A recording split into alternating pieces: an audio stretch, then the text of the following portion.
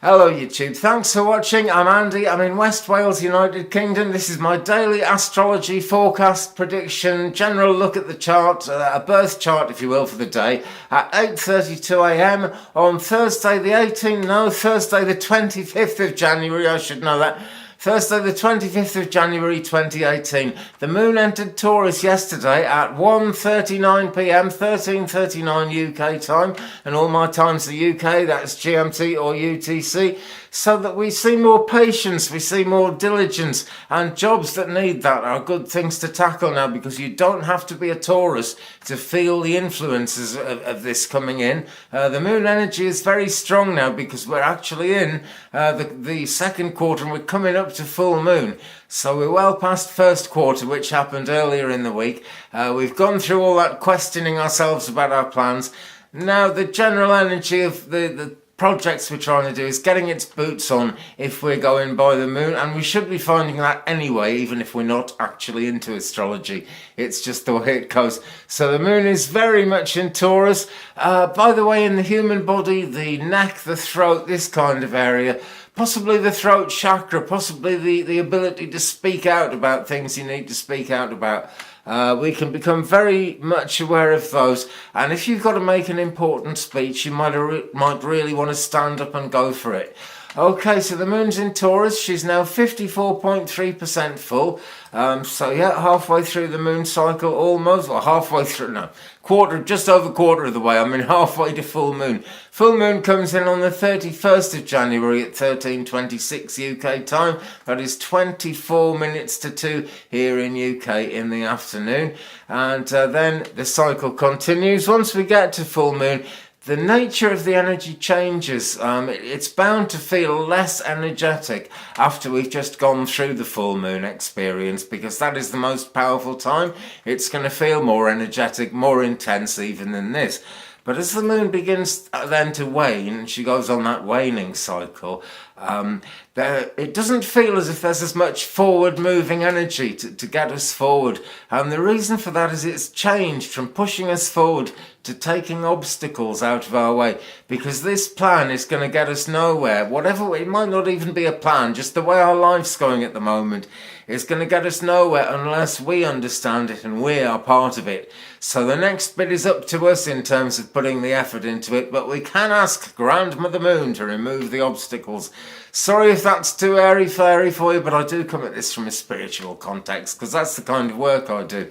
But you know, as I was saying, even if you don't really believe in astrology, people are probably finding this playing out in their lives at the moment. I often meet people who don't get into astrology at all and say, oh, this happened the other day, but I'm looking forward to that. And I'll see where it fits into the moon cycle and actually say to them, you know, well, did you know Mercury was retrograde that day? And did you know this is going to be the new moon? Things like that. It surprises people because there is this myth that astrology is just the 12 signs and there's only 12 kinds of people in it. And not true at all, because it subdivides every step of the way, really, until you get an answer. I was watching a video about they were trying to put times on when certain deities of the past had supposedly been born or been doing the significant things they did. And they were trying to find out at what time Krishna, Lord Krishna in the Hindu tradition, lived. And they actually pinned it down. There's only one date it could have been, because people were recording astrology then. And it was all on record, and they traced the charts backwards, because this is physical science, the planetary positions. The astrology is another thing altogether, you know, my interpretations. I believe very strongly in those interpretations, because they do go back thousands and thousands of years, and people, not just wise people, not just scholars, people of the craft, religious people, but everybody, because it was so important to whether you were going to be able to keep warm, whether you were going to get enough to eat, whether your animals would survive, whether you would survive. It was crucial, really, right up until the time of the Industrial Revolution, about the middle of the century before last, sort of 1830s onwards. After that, we started trying to put our trust in other things, like sort of rich, clever people opening factories and, you know, making us work very hard. And that's all changed, of course, hasn't it? Not in the most positive way either, but it's certainly all changed. And it's taken our mind away from astrology. A lot of people who are religious, and I'm not a religious person at all, but a lot of religious people say that that is what's led us away from what they call Godhead. And I don't know, even if you don't believe in God or religion or anything like that at all, we do have a heart, we do have a soul. We talk about people's spiritual well-being as a real thing, because it is, and it's their happiness, you know. That's where all these things play in. That's where all these things happen. So, as we go into that next part of the moon phase, as she begins to wane, ask her to take your troubles away. And be prepared to start putting your own effort in behind things, to really get your boots on, get stuck into it. I've been saying that the moon's getting her boots on. She's been doing it for ages. Well, get your boots on now, because it's time to do it. Okay, full moon, when did I say? Oh, the tablet. Full moon, yeah, 31st of January, which is a Wednesday. Oh, gosh, just about a week to go then, which it would be, I suppose. 31st of January. At 13:26, 26 minutes to 2. So many numbers I get mixed up. That's when it's going to happen. The moon alignment today, she is sextile Neptune. Neptune is the ruling planet of Pisces. Has a lot to do with inspiration, particularly the kind of inspiration that comes in dreams, because Neptune is quite distant. Also, the psychic senses can be heightened when the moon is sextile Neptune, so it's a real good time for getting the psychic antenna out, working out what's going on. And if you believe in manifestation, or even if you just really believe in life coaching, believing in yourself, pushing forward, it's a good time for that as well, because as out there as it seems, that is almost a psychic thing, that self-belief. It's coming from the same part of the mind as the psychic senses work in physically, you know, because we've got to have part of the physical mind that does that. The part of my brain that makes me believe in God is the part of my brain that makes people determined not to believe in God in other cases. You know what I mean? But it's part of the mind, part of the brain, and it's really good if it's healthy. So people are now showing a lot more sensitivity, which is a wonderful thing. There's intuition, there's insight, there's compassion in the air.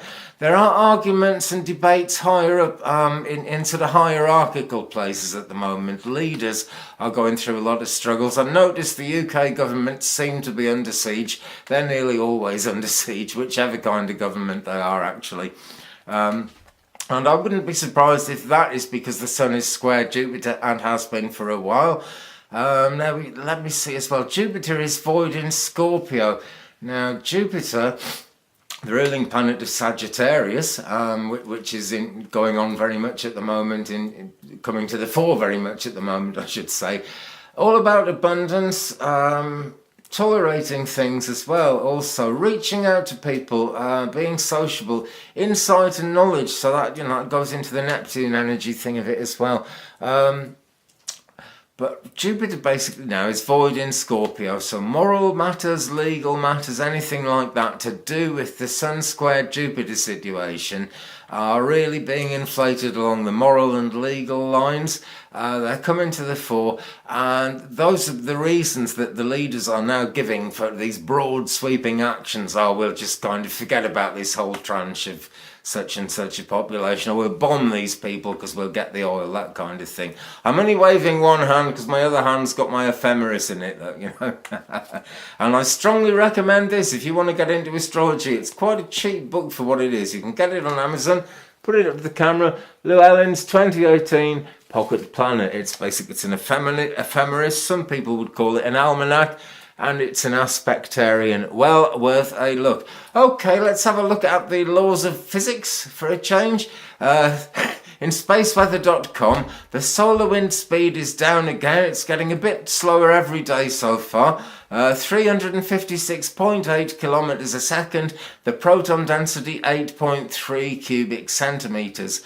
X-ray solar flares, a 6-hour maximum, A3 at 5:46 UTC on January the 24th, that's tomorrow, and the 24-hour one at A4, that is at, let me see, 12 minutes to midnight UTC on January the 24th, a bit later on tomorrow. The sun is completely blank. There are no sunspots at all on the face of the sun. 2696 was there but has disappeared. Before 2696 disappeared, she hurled a coronal mass ejection into space. That is a strand of magnetism which is flung off the face of the sun and travels through the universe towards us. It can give us a hard time. It can cause electromagnetic problems, which, as out there as it sounds, plays into mobile phone masts, anything like that. Anything to do with electronics. And the human mind, of course, let us not forget, is an electronic contraption, albeit not one we invented ourselves, as far as we know. There's a lot of theories about that on YouTube.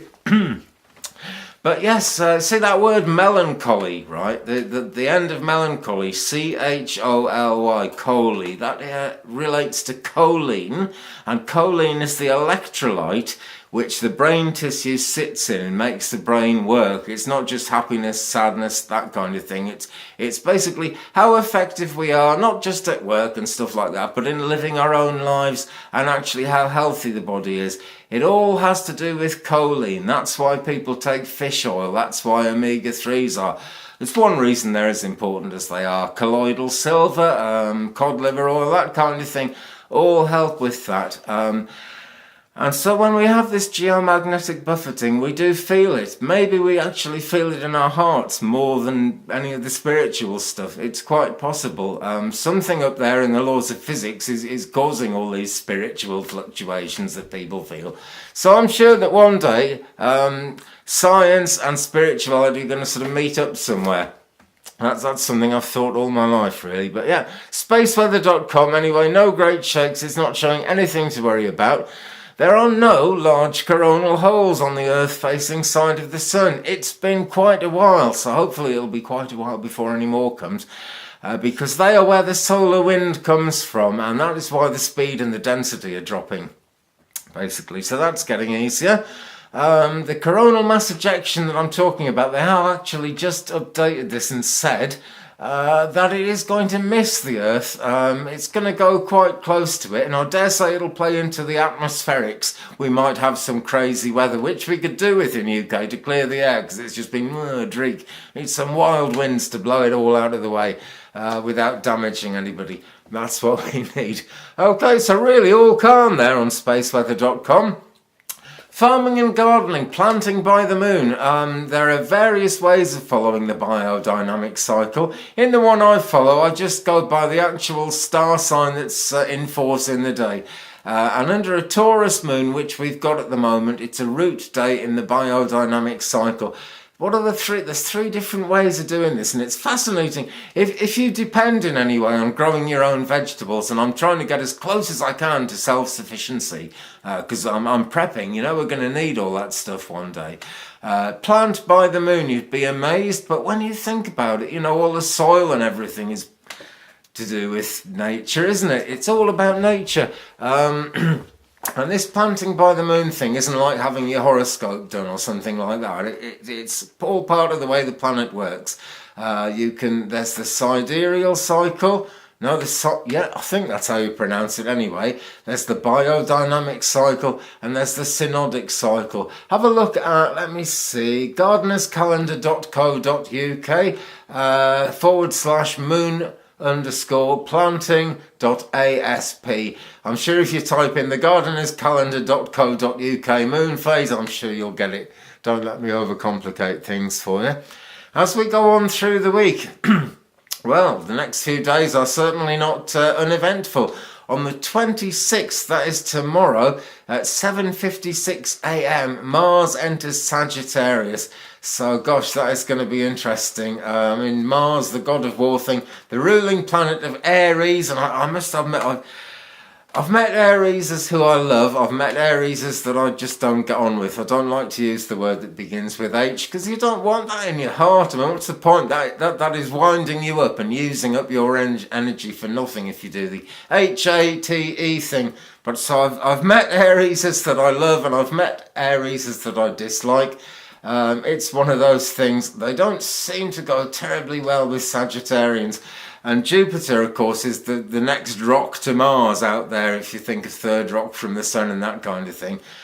So really they are very close together, and now they're going to operate together. There's a good chance of abundance, actually.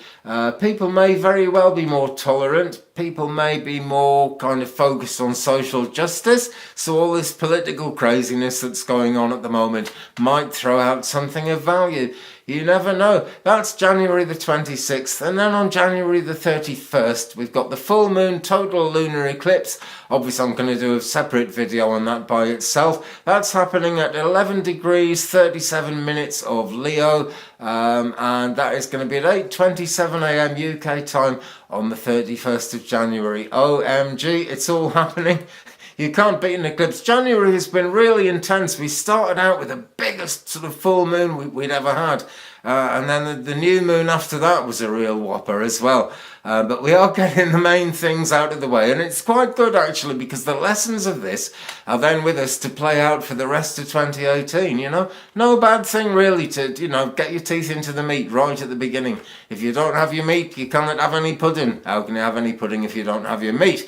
And we get to have our pudding for the rest of the year, I hope. I'm sure it won't be that simple, but I hope it is. Right, thanks very much, my friends. Have a beautiful day. I might not go on this long every day.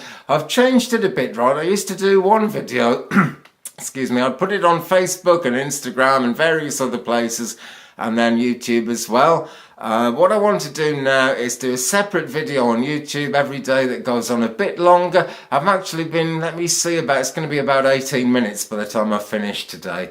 It won't normally be that long, but I'm looking at kind of 8, 9, 10 minutes, that kind of duration, to go into a bit more depth, because astrology is a wonderful thing. It's gone on for so long, as I'm always on about. And look, to really get the most out of it, you have to sort of find your own way with it, because it all depends on your birth chart, really. You know, exactly how much it all affects you. Things come in handy like this, which is in that book, Llewellyn's Pocket Planner that I showed you. Just world time zones, so you know how it's playing out. I'm trying to turn the page here as well. And also this, right, the planetary stations chart. A lot of us draw these out on a piece of paper and fill them in. It's a good way of getting it into your mind, sort of getting used to the idea of it. So I highly recommend that book. Keep looking on YouTube. I dare say if you keep watching my astrology video thing, very soon another person's astrology will come up and you'll find out even more about it. I don't care if you look at other astrologers, wonderful. I'm not doing it as clickbait. This is something I strongly believe in. Thank you very, very much for watching YouTube. Don't forget to smash that like button. Well, you don't have to smash it. Gosh, we're a bit older than that, aren't we? I've been watching too much Ryan Taylor. Watch Ryan Taylor on YouTube, 8 o'clock every night. Relive your youth watching this young guy on his BMX bike, sort of jumping out of swimming pools and things like that on a BMX bike. Very scary, very mad, brilliant stuff. Ryan Taylor, that's my YouTuber pick for the day. Okay, don't forget to like and subscribe. Give me a thumbs up if you can. Subscribe for more if you think you can take it. And if you would be kind enough, ladies and gents, to share me around your social media networks, I would be very, very grateful indeed. Have a wonderful day. I will see you tomorrow. Thanks for watching. Bye.